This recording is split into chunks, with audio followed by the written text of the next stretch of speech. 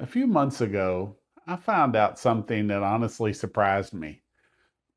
For the longest time, I thought my condo was around 850 square feet. Not exactly 850, but somewhere around there. That's what I had in my mind. And I've owned this place for a long time. And then one day I looked at the paperwork more carefully and realized it's actually 672 square feet. Now, some people might hear that and think, wow, that's tiny. And maybe by today's standards, it is. But here's the strange part.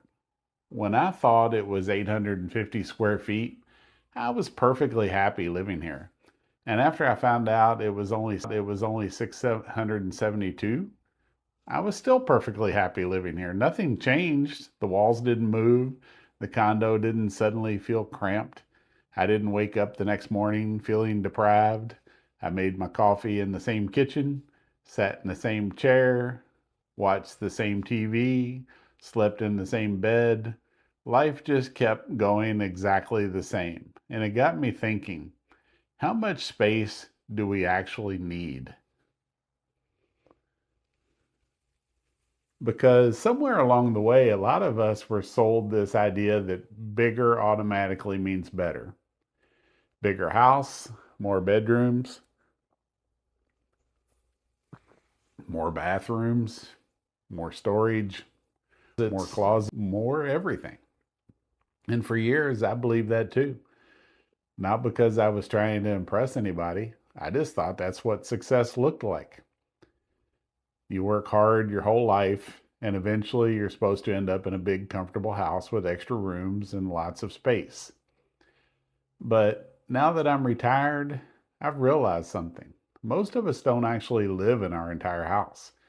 We live in a few small areas of it. Think about your own home.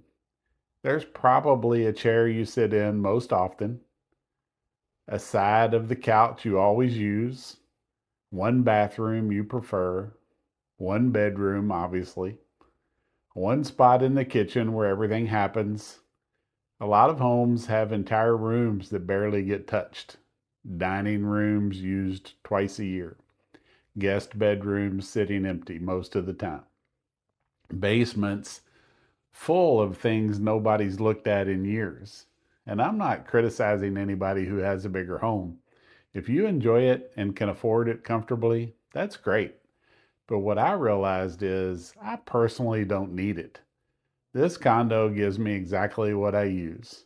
No extra bedrooms, no extra bathrooms, no giant storage areas filled with stuff I forgot I owned, just enough space for my actual life.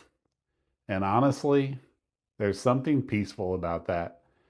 Because when you reduce your space, something interesting happens. You become more intentional. Everything has a purpose. You notice what you actually use, what you actually value, what matters and what doesn't. And maybe the biggest thing, you stop paying for a life you're not even living. That's the part people don't always talk about. Bigger homes don't just cost more when you buy them, they keep costing more forever. Higher taxes, higher utilities, more furniture, more maintenance, more cleaning, more repairs. Everything scales upward. And when you're retired, every monthly bill matters more. That's one reason I like my situation. My condo, HOA, and insurance and taxes all works out to about $181 a month. That's it. Now compare that to rent prices today. In a lot of places, people are paying $1,500, $2,000, sometimes even more. And I sit here thinking, why would I want more space if it also means more stress? Because at this stage of life, peace matters more to me than square footage. I'm not trying to impress anybody anymore. I'm not trying to keep up with anybody. I'm not trying to prove I made it. I just want a comfortable place to live, drink my coffee, make my videos, and enjoy my life. And this little condo does that perfectly.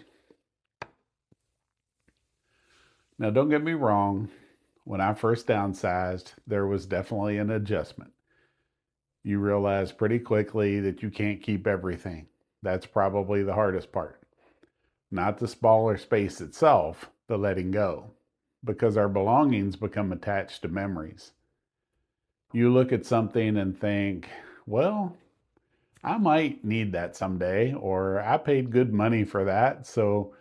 Or maybe you think that belonged to somebody important, and before you know it, you're carrying around an entire storage unit worth of emotional decisions.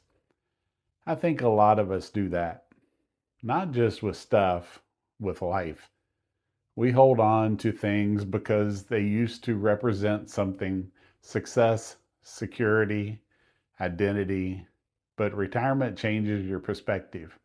At least it did for me. I started realizing that freedom has value too. Lower bills have value. Simplicity has value. Less maintenance has value.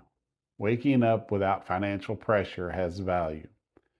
And I think that's why this condo works for me. It's not because it's big, it's because it fits my life. That's the key difference.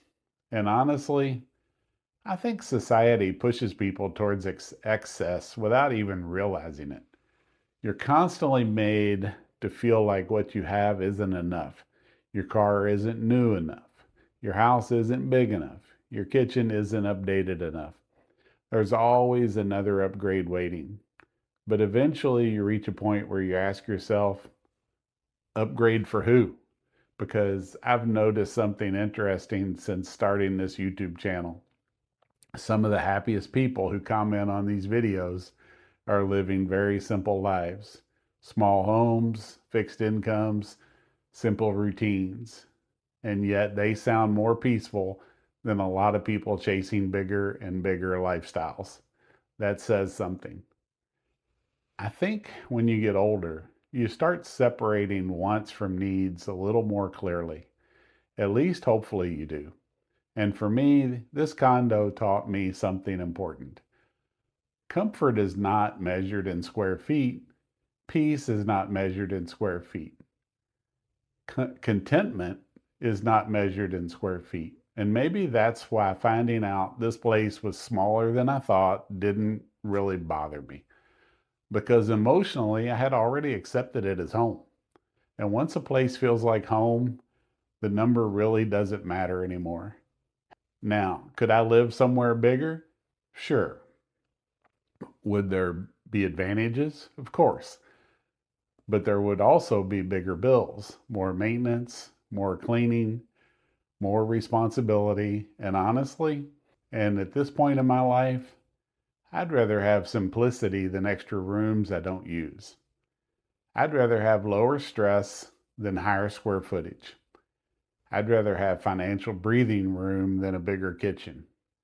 That's just where I'm at now. And the funny thing is, if I had never looked at that paperwork, I probably would have gone the rest of my life thinking this condo was 850 square feet, and I would have still been perfectly happy here.